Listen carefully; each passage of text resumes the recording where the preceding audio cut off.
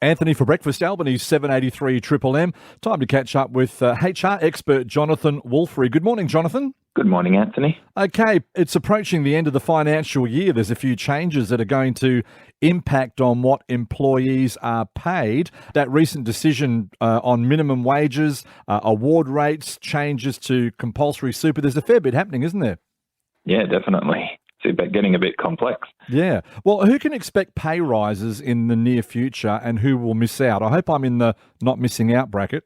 Yeah, it's a good question because we hear a lot out there, and we're not. And my experience is everyone's not completely sure what they're covered by, what their terms and conditions of employment are. So just a very brief summary. There's people that are employed in the federal system and there's people employed in the state system. Particularly in WA, it's really quite pronounced. So people in the state system generally are sole traders, people that operate in the more informal employment structures, or state government employers as well.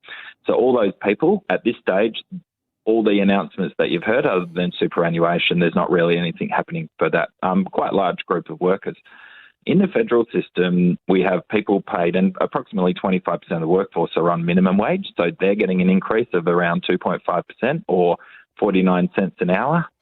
So those people can expect pay rises. There's those covered by awards. That's normally more, well, it is more than minimum wage, and it covers a number of industries. There are 122 awards, and those people can expect pay rises. They'll be in three different stages.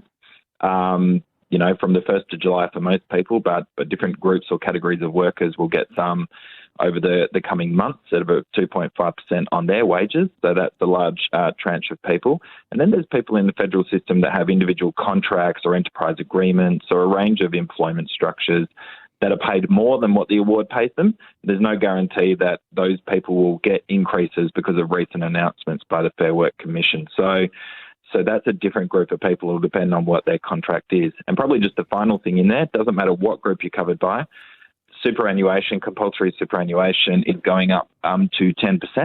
Most people can expect their superannuation contributions for their employer to be going up, but there are a few people that maybe have their salary in their contract explicitly stating your salary is $50 an hour including superannuation, or your salary is this. So your actual take-home pay might go lower and more might be pushed through to super. That's probably reasonably rare, but there might be some people that actually find their take-home money actually going down as a result of these changes. So it all depends on contracts, what system you're covered by, different things.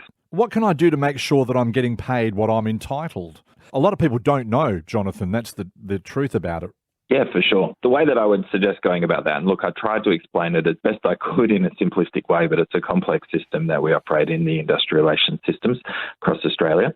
So the first thing is getting an understanding of what governs your terms and conditions of employment. So if you have a written contract, that is a great place to start. That should say your award, should say whether or not what your wage is, what it relates to, what it's linked to. So go and check your written employment contract.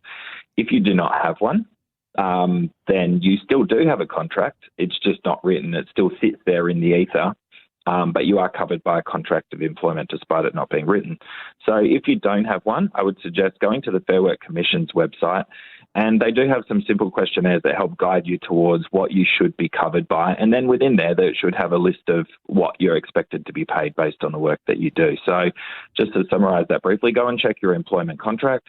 If you don't have one, go to the Fair Work Commission website and follow the prompts to get to the information that says, okay, this is the basis of my employment, and that'll lead you to what you can expect to be paid. I've got one more question for you, Jonathan, and I'm sure the people listening will be happy with this one. What happens if I'm not due for a pay rise? Is there an option?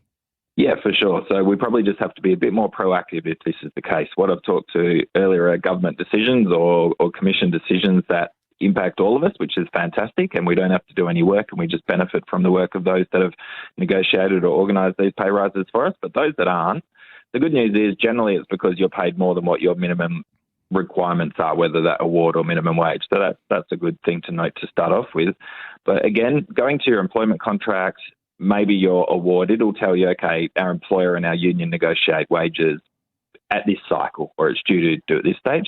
But if you don't have an enterprise agreement that dictates that, or your contract doesn't, then it's time to do some negotiation and point out to your boss the value of the work that you do, noting to your boss that most people across Australia are starting to get pay rises now, given all these changes, and having an open conversation about, okay, what can you reasonably expect? What's your boss or your employer thinking?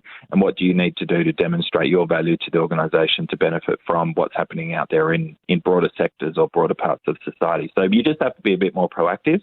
But I think we've talked about it before a number of months ago, really selling your value to the employer and making it a no-brainer for them to go, yeah, look, we're going to look after you. Business is improving.